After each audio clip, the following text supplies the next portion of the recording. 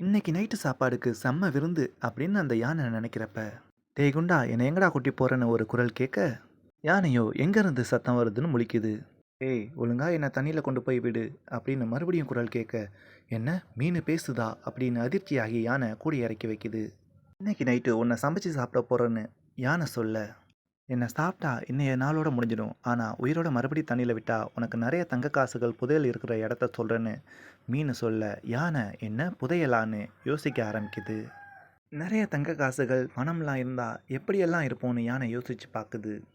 ரெண்டு கையிலையும் விரல்களில் மோதிரம், கையில் கை செயின், கழுத்தில் பெரிய பெரிய சங்கிலி, சட்டை பட்டன் முதற்கொண்டு தங்கத்திலேயே அப்படியே ஜாலியாக ஒரு டான்ஸை போடுற மாதிரி சந்தோஷமாக நினச்சி பார்க்குது.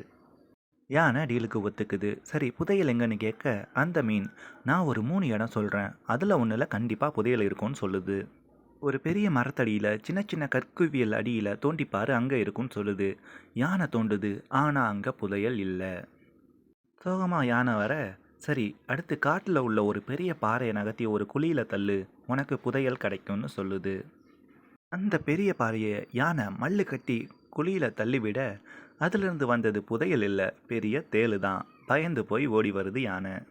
கோபமாக வந்த யானை, உனக்கு புதையல் இருக்கிற இடம் தெரியுமா தெரியாதா, ஏன் என்னை சுத்த விடுறேன்னு சொல்ல, 2 இடத்துலையும் இல்லையா, அப்பனா அது கண்டிப்பாக தண்ணி கிட்ட தான் இருக்கும், சீக்கிரம் போய் என்னை தண்ணியில் போய் இறக்கி விடு, நான் உனக்கு சொல்கிறேன்னு சொல்லுது. அந்த யானை மீனை தூக்கிட்டு ஓடுது.